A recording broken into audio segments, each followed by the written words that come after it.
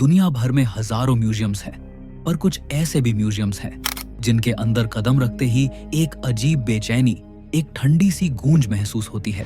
कहीं एक ऐसा म्यूजियम जिसके अंदर 60 लाख से ज्यादा इंसानी खोपड़ियां और कंकाल जमाए हुए हैं, वो भी असली। और कहीं एक ऐसा म्यूजियम जिसमें अल्बर्ट आइंस्टाइन का ब्रेन रखा गया है। हाँ, अल्बर्ट आइंस्टाइन का असली ब्रेन।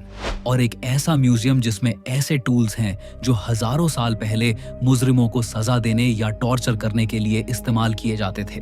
तो चलो आज हम चलते हैं दुनिया के उन 10 सबसे रहस्यमय म्यूजियम्स के अंदर, जहां हर ऑब्जेक्ट के पीछे एक मिस्ट्री छुपी है।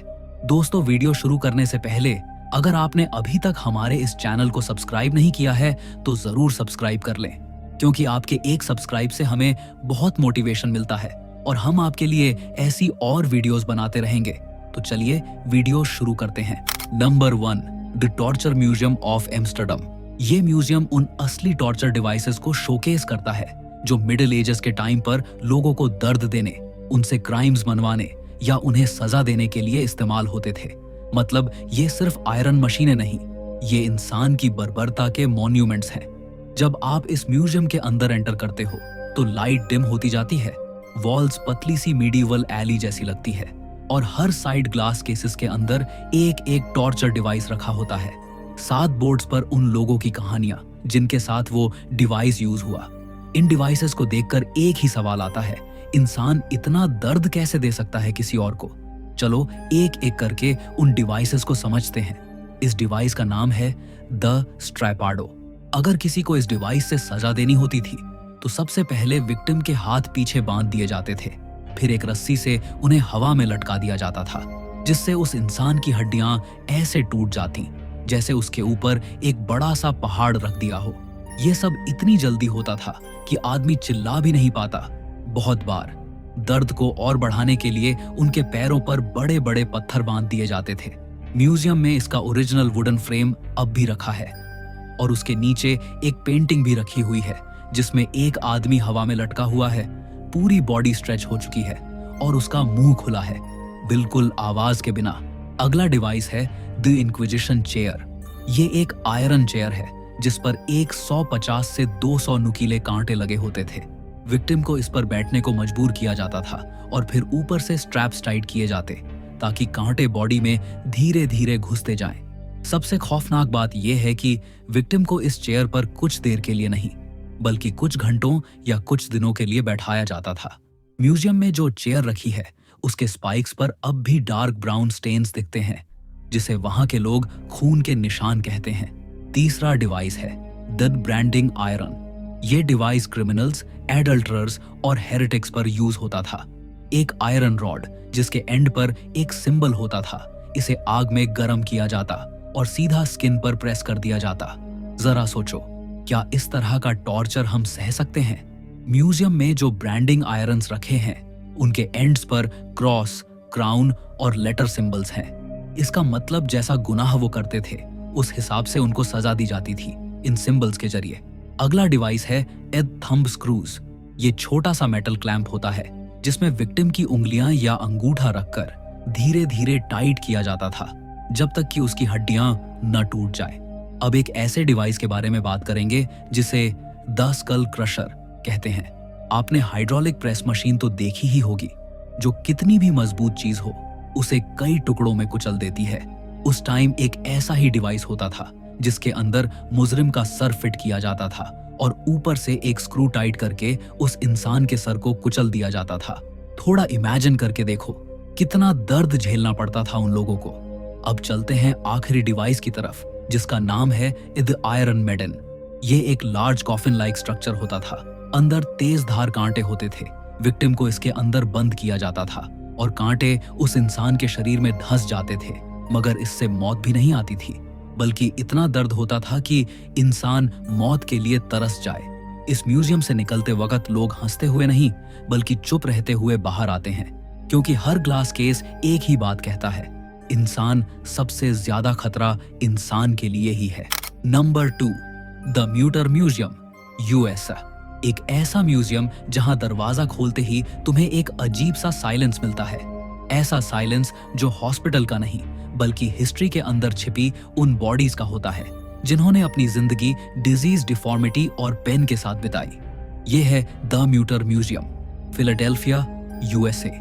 वर्ल्ड का सबसे डिस्टर्बिंगली फैसिनेटिंग मेडिकल म्यूजियम, एक जगह जहां ह्यूमन बॉडी के वो सीक्रेट्स रखे हैं जो नॉर्मल दुनिया कभी देख नहीं पाती। इस म्यूजियम में एक बॉडी ऑर्गन है जिसका नाम है द मेगाकोलन, एक बड़ी सी इंसानी आंत जिसका साइज लगभग 8 फुट लंबा और वजन 40 किलो का है। इस इंसान को हिर्शस्प्रुंग नाम की एक डिजीज थी जिस कारण वो कई सालों तक बाथरूम नहीं जा पाया। उसके पेट का साइज इतना बड़ा हो गया था कि लोग उसे प्रेग्नेंट वुमन समझ लेते थे। और ये कोलन अब म्यूजियम में एक जाइंट ग्लास केस में रखा हुआ है। देखते ही व्यूअर का ब्रेन फ्रीज हो जाता है। तो अब हम देखने जा रहे हैं अल्बर्ट आइंस्टाइन का ब्रेन। हाँ, सच में उनके मरने के बाद उनके ब्रेन को इस म्यूजियम में रखा गया। अल्बर्ट आइंस्टाइन के ब्रेन के माइक्रोस्कोपिक स्लाइड्स यहाँ प्रिजर्व किए गए हैं। साइंटिस्ट्स ने उनके ब्रेन का हर पार्ट स्टडी किया। क्या आइंस्टाइन का ब्रेन नॉर्मल इंसान से डिफरेंट था? और ये स्लाइड्स विजिटर्स को एक ही चीज का रिमाइंडर देती हैं, जीनियस भी एक बायोलॉजिकल मशीन ही है। और इस म्यूजियम में एक औरत की बॉडी है जिसे डेड सॉप लेडी कहा जाता है, एक वुमन जिनकी डेड बॉडी नेचुरल प्रोसेस से एडिपोजियर में कन्वर्ट हो गई, मतलब एक वैक्सी सोप लाइक सब्सटेंस। आज वो बॉडी बिल्कुल मम्मी की तरह प्रिजर्व्ड है। फेस, हेयर, स्किन सब ऑलमोस्ट टाइम के अंदर फ्रीज हो चुका है। म्यूजियम के एक हिस्से में डजन्स ऑफ इन्फेंट स्केलेटन रखे हैं, conjoint twins, hydrocephalus babies, rare bone deformities. ये सब उन दिनों के रिमेन्स हैं जब मेडिकल साइंस डेवलप नहीं हुई थी। डॉक्टर्स डिजीज को समझने के लिए रियल बॉडीज प्रिजर्व किया करते थे। और म्यूजियम के दूसरी तरफ एक ऐसा रूम है जिसमें हर शेल्फ पर कई खोपड़ियों को रखा गया है। एक पूरा रूम जिसमें टोटल 140 खोपड़ियों को लाइन से रखा गया है।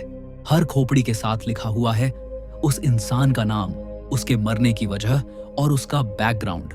जब तुम इस म्यूजियम से बाहर निकलते हो तो दिमाग में एक ही थॉट आता है, human body is beautiful but terrifying. Number 3, the paradox museum of Mumbai. ये कोई नॉर्मल म्यूजियम नहीं है, एक ऐसी जगह है जहां फिजिक्स की धज्जियां उड़ती हैं, लॉजिक का मर्डर होता है और आदमी अपनी ही आंखों पर ट्रस्ट करना बंद कर देता है।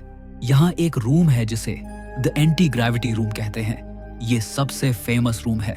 यहाँ तुम सीधी लाइन में चल रहे होते हो पर तुम्हारी बॉडी टिल्ट होती है 45 डिग्री पर। ऐसा लगता है जैसे कोई इनविजिबल फोर्स तुम्हें साइड से पुश कर रहा हो।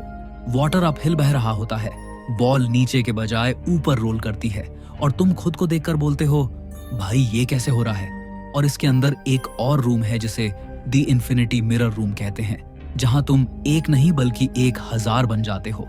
आप एक रूम में खड़े हो और आपकी रिफ्लेक्शन हर डायरेक्शन में इन्फिनिट टाइम्स मल्टीप्लाई हो रही है।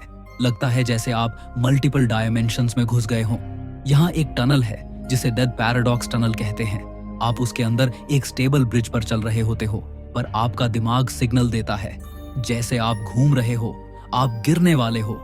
लोग सीधे सीधे लड़खड़ा के गिर जाते हैं लेकिन फ्लोर बिल्कुल फ्लैट होता है। ये इल्यूजन आपके ब्रेन के बैलेंस सेंटर को हैक कर देता है। और यहाँ एक मैजिकल रूम भी है, द श्रिंकर ग्रोअर रूम, जहां आप अपनी हाइट को छोटी से बड़ी कर सकते हो और बड़ी से छोटी कर सकते हो, जिसमें लेफ्ट साइड पे खड़े होकर आप बच्चे लगते हो और राइट साइड पे जाकर जाइंट मॉन्स्टर जैसे लगते हो। आंखों को पूरा का पूरा धोखा। और यहाँ एक ऐसी चेयर है जिस पर बैठने के बाद आपको लगेगा आप हवा में बैठे हो। आप एक इनविजिबल सीट पर बैठते हो और फोटो देखकर लोग जेन्युइनली पूछते हैं, भाई मैजिक था क्या? हम समझते हैं कि आंखें जो देख रही हैं वो सच है, लेकिन ये म्यूजियम हमारे मुंह पर थप्पड़ मार के बोलता है बिल्कुल गलत। Number 4, the museum of the weird, Texas. ये दुनिया का सबसे अजीब, सबसे क्रीपी और सबसे अनप्रिडिक्टेबल म्यूजियम है। आखिर इसके अंदर है क्या? चलिए देखते हैं। अंदर जाते ही आपको एक बड़ा सा फ्रीजर बॉक्स दिखेगा जिसमें एक पूरा का पूरा ह्यूमनॉइड क्रीचर बर्फ में जमाया हुआ रखा है। 1960 के दशक में जब ये दुनिया के सामने आया तो लोग लिटरली शॉक हो गए। कुछ साइंटिस्ट्स ने बोला ये एक रेयर अननोन स्पीशीज हो सकती है। कुछ ने बोला ये तो बिगफुट का बच्चा लग रहा है। अभी तक कोई कंफर्म प्रूफ नहीं, बस एक फ्रोजन मिस्ट्री जो देखते ही बॉडी ठंडी हो जाती है। और उसके बाद आता है फीजी मरमेड। ये कोई क्यूट एरियल जैसी मरमेड नहीं है। ये दिखने में आधा बंदर, आधी मछली और पूरा शरीर सिला और मुड़ा हुआ लगता है। और फिर आता है the Texas Bigfoot wall. Museum के अंदर एक पूरी वॉल बिगफुट साइटिंग्स को डेडिकेट की गई है। फुटप्रिंट्स, फोटोज, प्लास्टर कास्ट्स और उन लोगों के रिटन स्टेटमेंट्स जिन्हें लगता है उन्होंने बिगफुट को फेस टू फेस देखा। कोई माउंटेन ट्रेल्स पर क्राई सुनता है, कोई ह्यूज शैडो देखता है, कोई गहरे जंगल में फुटस्टेप्स फॉलो करते हुए सुनता है, और कुछ लोग तो लिटरली बोलते हैं उसकी आंखों में इंसान जैसी इंटेलिजेंस थी। बिलीव करना या ना करना आपकी मर्जी, मगर इस वॉल के सामने खड़े होकर एक अजीब सा डर और क्यूरियोसिटी महसूस होती है। अब देखते हैं एक ऐसा रेप्लिका जिसे आद लिजर्ड मैन कहते हैं, एक क्रीचर जो इंसान और रेप्टाइल का मिक्स लगता है, एक लाइफ साइज फिगर जिसे देखकर लगता है कि ये किसी सीक्रेट लैब का फेल्ड एक्सपेरिमेंट हो सकता है। Sharp clause, scaly skin, human like pose और एक स्टेयर जो सीधा सोल में घुस जाए। म्यूजियम अथॉरिटीज क्लेम करती हैं कि ये रिप्रेजेंटेशनल मॉडल है, मगर कई लोग कहते हैं कि ये कॉन्सेप्ट किसी रियल आई विटनेस रिपोर्ट पर बेस्ड था। रियल दुनिया में भी कुछ चीजें इतनी स्ट्रेंज होती हैं कि वो फिक्शन से ज्यादा अनबिलीवेबल लगती हैं।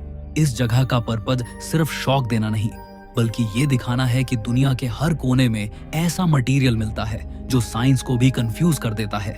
Number 5, the Paris catacombs museum. जमीन के नीचे बसा हुआ शहर जहां 6 मिलियन लोग आज भी सो रहे हैं। पेरिस को लोग रोमांस, आर्ट, फैशन और आईफल टावर के नाम से जानते हैं, लेकिन इसी शहर के नीचे एक ऐसी दुनिया छुपी है जिसे देखकर लगता है जैसे किसी हॉरर फैंटेसी मूवी का सेट हो। ऐसी जगह जहां नैरो टनल्स हैं, ठंडी हवा है, पूरा अंधेरा है और दीवारों पर लाखों नहीं बल्कि करोड़ों की तादाद में इंसानी हड्डियां और खोपड़ियां लाइन से लगी हुई हैं। लेकिन ये म्यूजियम बना क्यों? चलिए जानते हैं। 1700 के एंड में पेरिस बहुत सारी प्रॉब्लम्स फेस कर रहा था, जैसे overcrowded graveyards, rotting bodies, disease outbreaks और स्मेल जो शहर में फैल जाती थी। अथॉरिटीज ने डिसाइड किया कि बॉडीज को जमीन के नीचे पुराने माइनिंग टनल्स में शिफ्ट किया जाए। एक के बाद एक सिमेट्री एम्प्टी होती गई और टनल के नैरो पैसेज में खोपड़ियां और हड्डियां एकदम सिमेट्रिक डिजाइनों में स्टैक कर दी गईं। इस पूरे प्रोसेस को पूरा होने में 12 साल लगे। आज कैटाकॉम्ब्स में करीबन 60 लाख लोगों के कंकाल मौजूद हैं। पब्लिक म्यूजियम एरिया छोटा सा है, पर कैटाकॉम्ब्स का एक्चुअल नेटवर्क 320 किलोमीटर से ज्यादा अंदर तक है और इसमें से 95% एरिया स्ट्रिक्टली रेस्ट्रिक्टेड है। Number 6, the Kurukshetra panorama and science centre, Haryana, जहां महाभारत, विज्ञान और रहस्य एक ही छत के नीचे जिंदा हो जाते हैं। दुनिया में बहुत सारे म्यूजियम्स हैं, कोई अजीब चीजें दिखाता है, कोई हॉरर, कोई मिथ्स, लेकिन Kurukshetra panorama and science centre एक ऐसी जगह है, ये सब 3D स्टाइल में बनाया गया है। इस वजह से तुम्हें लगता है कि तुम एक म्यूजियम नहीं, 2 अलग अलग डायमेंशंस में एंटर हो गए हो। एक तरफ प्राचीन भारत के सबसे महान युद्ध का दृश्य, महाभारत, और दूसरी तरफ मॉडर्न साइंस और कॉस्मोलॉजी के माइंड बेंडिंग एग्जिबिट्स। ये दोनों चीजें एक साथ मिलकर इस म्यूजियम को दुनिया का one of a kind experience बना देती हैं। द महाभारत पैनोरामा हॉल एक जायंट सर्कुलर हॉल जिसमें आप 360 डिग्री में घूमो तो एक ही सीन रिपीट नहीं होता। हर एंगल पर महाभारत का एक नया पल, एक नई कहानी, एक नया कैरेक्टर तुम्हारी आंखों के सामने खड़ा हो जाता है। और ये कोई नॉर्मल पेंटिंग नहीं होती, ये सब इस तरह से सेट किया गया है, लगता है कि आप युद्ध के मैदान में खड़े हो। लोग बताते हैं कि ये सीन देखते वक्त उनकी स्पाइन में गूज बम्प्स आते हैं। जब तुम भीष्म को एरोज के बेड पर देखते हो या अर्जुन को कृष्ण से गाइडेंस लेते हुए। इस म्यूजियम की स्पेशलिटी ये है कि ये सिर्फ मिथ नहीं दिखाता, ये मिथ के पीछे का साइंस भी समझाता है। Number 7, the Avanos hair museum, तुर्की। एक म्यूजियम जो औरतों के बाल से बना है, एक पुरानी सी केव स्टाइल वर्कशॉप जिसमें वॉल्स, सीलिंग्स, पिलर्स, सब पर सिर्फ और सिर्फ औरतों के बाल लगे हुए हैं। हाँ, रियल ह्यूमन हेयर, उनके साथ छोटी छोटी कहानियां, नाम और कभी कभी उनकी तस्वीर तक चिपकी होती है। ये सब शुरू कैसे हुआ? 1979 में एक लोकल पॉटर चेज ग्लीब के स्टूडियो में एक टूरिस्ट आई।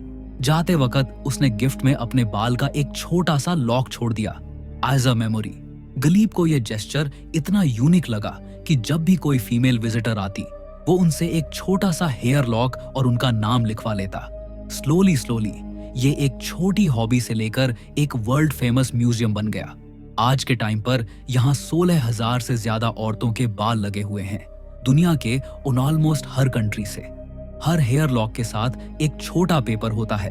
किसी ने ब्रेकअप के बाद अपने बाल डोनेट किए, किसी ने ट्रैवल मेमोरी के लिए, किसी ने किसी लॉस्ट लव्ड वन के नाम पर। Number 8, the Meguro parasitological museum, Japan.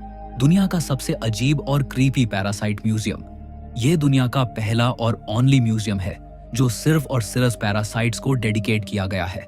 Museum की शुरुआत कैसे हुई?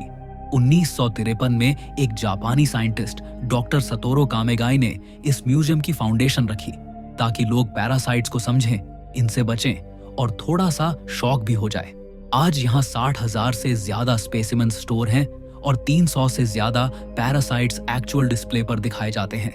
जब तुम म्यूजियम के अंदर जाते हो तो सबसे पहले नजर पड़ती है ग्लास जार्स में प्रिजर्व्ड पैरासाइट्स, कुछ इतने टाइनी कि माइक्रोस्कोप चाहिए और कुछ इतने लंबे कि देखकर खड़ा आदमी हिल जाए। वॉल्स पर पैरासाइट्स के लाइफ साइकिल्स, इन्फेक्शंस, सिम्पटम्स और रियल ह्यूमन केस स्टडीज लगे होते हैं। सबसे फेमस एग्जिबिट 8.8 मीटर लंबी टेपवर्म, एक रियल ह्यूमन पेशेंट के पेट के अंदर से निकाली गई 8.8 मीटर की टेपवर्म, हाँ लगभग 30 फीट लंबी। म्यूजियम में इसे एक लॉन्ग ग्लास ट्यूब में रखकर डिस्प्ले किया गया है और उसके साइड में एक रोप लगाई गई है जिसे विजिटर्स खींचकर कंपेयर कर सकते हैं कि ये टेपवर्म असल में कितनी लंबी होती। एक आदमी के अंदर 30 फीट का क्रीचर, बस इस एग्जिबिट को देखकर आदमी पानी तक पीने से डरता है। यहाँ पर बोर्ड पर फोटोग्राफ्स और एक्स-रेज लगे होते हैं जिसमें दिखाया गया है कि पैरासाइट्स क्या क्या कर सकते हैं, जैसे कि ब्रेन ईटिंग अमीबास, आई पैरासाइट्स जिससे आई साइट चली जाती है, रॉ फिश खाने से बॉडी में डेवलप होने वाले वर्म्स और कुछ इतने बिजार केसेस कि देखकर धड़कन बढ़ जाए। हर केस के नीचे प्रॉपर डिटेल लिखी होती है, कैसे अंदर घुसा, कैसे ग्रो किया और कैसे निकाला गया। Number 9, the dog collar museum, UK. दुनिया में म्यूजियम्स तो बहुत हैं, कोई आर्ट का, कोई साइंस का, कोई टॉर्चर का, पर एक म्यूजियम ऐसा भी है जो डेडिकेट है सिर्फ डॉग्स के कॉलर्स को। हाँ, डॉग कॉलर्स। सुनने में फनी लगता है पर जैसे ही अंदर जाओगे तुम रियलाइज करोगे कि अरे ये तो पूरे मीडिवल हिस्ट्री का टाइम कैप्सूल है। ये म्यूजियम इंग्लैंड के लीड्स कैसल के अंदर बना हुआ है और यहाँ मौजूद हैं 130 से अधिक डॉग कॉलर्स, जिनमें से कुछ इतने पुराने हैं कि 15वीं सेंचुरी यानी लगभग 500 साल पुराने। ये म्यूजियम बना क्यों? मीडिवल इंग्लैंड में डॉग सिर्फ पेट्स नहीं होते थे बल्कि प्रोटेक्टर्स होते थे, कैसल्स, फॉर्मलैंड्स और विलेजेस के। इसलिए इन डॉग्स के कॉलर्स किसी क्यूट एक्सेसरी जैसे नहीं बल्कि आर्मर जैसे डिजाइन किए जाते थे। ये कलेक्शन ओरिजिनली एक हिस्टोरियन कपल ने कलेक्ट किया था और बाद में लीड्स कैसल ने इसे प्रिजर्व करके पब्लिक म्यूजियम बना दिया। देखने में ये कॉलर्स लगते हैं जैसे किसी हॉरर मूवी में विलेन पहनता हो। मैसिव आयरन कॉलर्स जिन पर बड़े बड़े स्पाइक्स लगे होते थे। पर्पज, अगर कोई वुल्फ या टाइगर डॉग के गले को पकड़ने की कोशिश करे तो स्पाइक्स उसको रोक दें या चोट पहुंचाए। ये सिर्फ डॉग्स का प्रोटेक्शन गियर नहीं बल्कि पूरा बैटल ग्राउंड इक्विपमेंट था।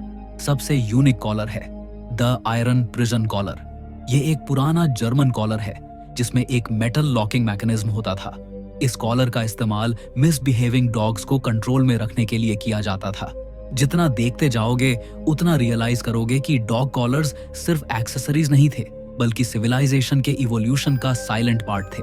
आज हम डॉग्स को फैमिली समझते हैं पर मीडिवल में डॉग्स वॉरियर्स थे और ये म्यूजियम उनकी कहानियां जिंदा रखता है। Number 10, Assam state museum, India. एक जगह है जहां हर रूम, हर गैलरी और हर आर्टिफैक्ट नॉर्थ ईस्ट के हजारों साल पुराने इतिहास का एक छुपा हुआ चैप्टर खोल देता है।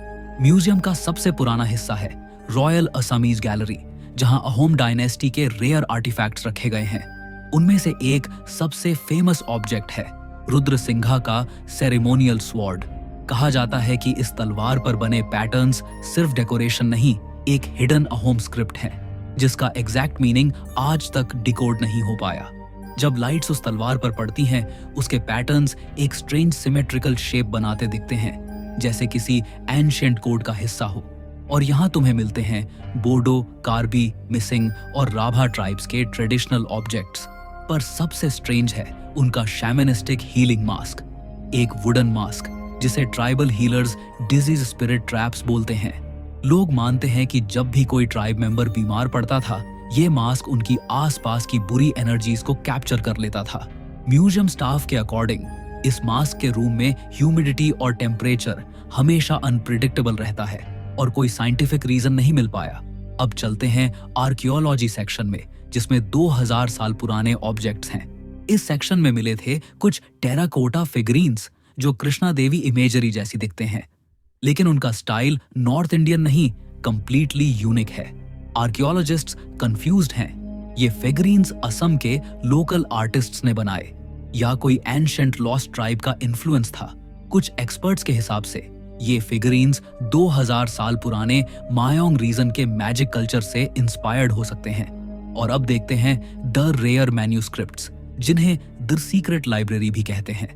म्यूजियम का सबसे रेस्ट्रिक्टेड हॉल है सांचीपुथी मैन्यूस्क्रिप्ट्स रूम, जहां सेंचुरीज ओल्ड हैंडरिटन बुक्स रखी गई हैं। पेपर हैंडमेड है, इंक नेचुरल हर्ब्स से बनी है और राइटिंग एक रेयर असमीज स्क्रिप्ट में लिखी गई है, जो आज के जमाने में बिल्कुल एक्सटिंक्ट हो चुकी है। कुछ मैन्यूस्क्रिप्ट्स में स्ट्रेंज डायग्राम्स बने हुए हैं, जैसे star shaped symbols, spiral patterns और human animal hybrid drawings. Researchers आज तक ये डिसाइड नहीं कर पाए कि ये एस्ट्रोनॉमी है या ऑनकल्ट नॉलेज। असम स्टेट म्यूजियम सिर्फ एक म्यूजियम नहीं, ये एक गेटवे है उन सिविलाइजेशंस का जो इंडियन सबकॉन्टिनेंट के एक्सट्रीम ईस्ट में थाउजेंड्स ऑफ ईयर्स पहले फ्लोरिश करती थी। यहाँ का हर आर्टिफैक्ट एक क्लू है, एक हिंट है, एक राज है, जो हमें बताता है कि इंडिया की हिस्ट्री जितनी हम सोचते हैं उससे कहीं ज्यादा मिस्टीरियस है। और शायद असम के इस म्यूजियम में वो आंसर छुपे हैं जो हमने कभी सर्च ही नहीं किए।